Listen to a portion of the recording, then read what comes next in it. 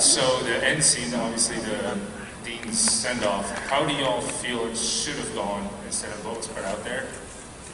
And What do you mean, the barn? Or? yes, the barn, how he, how vampires of all things really wanted to take him out. Like, I liked it personally. I mean, I think,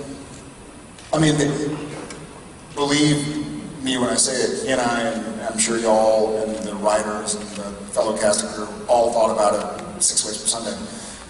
For me, part of the poetry of it was what so much of Supernatural had been about for so long, which is, life isn't going to be the way you hoped it would be. It's not going to be perfect. It's going to hurt. It's going to suck. It's your choice to make the most of it or to try and gather the silver linings. Not that there was a silver lining, but try and gather what's good and hold on to that, as opposed to, well, it should have been this or well, it should have been that. And so we had been in so many epic battles.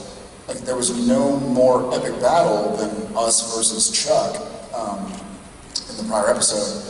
And so having it be something as random as, there's a great line, like, you never know when the conversation you had with somebody is going to be the last one you had with that person. There's another thing that he and I have joked about, well, not joked about, but it makes us more emotional than we probably should. But there's something we read, like, we got a text that at some point in time in your life, for all you parents out there, you're going to put your child down and never pick them up again. And you don't know what it is.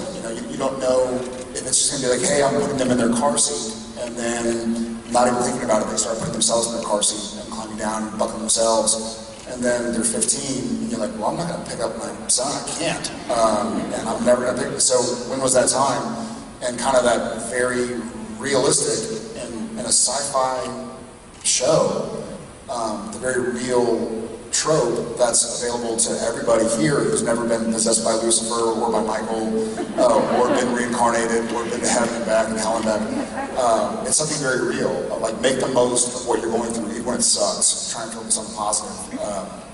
So I wouldn't change it personally.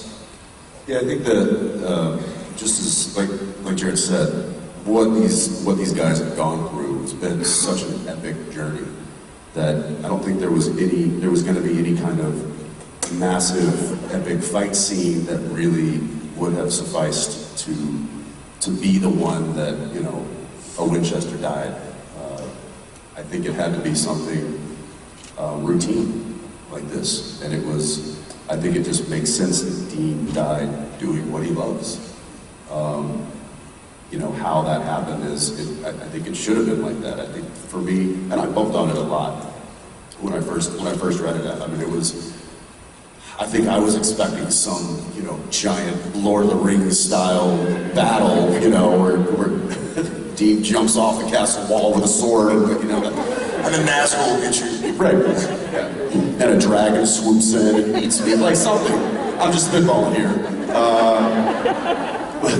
So I knew that wasn't going to happen, nor do I think it would have, there couldn't have been anything in this world that would have been, like that. So I think it had to be this, and I think it made sense. And I was talking about this a little bit at the Gold Panel this morning, that I believe that these guys were where they always wanted to be. They had bested God, and Jack was doing his thing, and these guys were now, they had passed the goal line. They were on their victory lap and doing what they loved. They were in a routine. They were hunting monsters and living their life the way they wanted to. And I think that was the perfect time for something like this to send Dean on his way. And so I came around to it, really applauded. Thanks, Michael.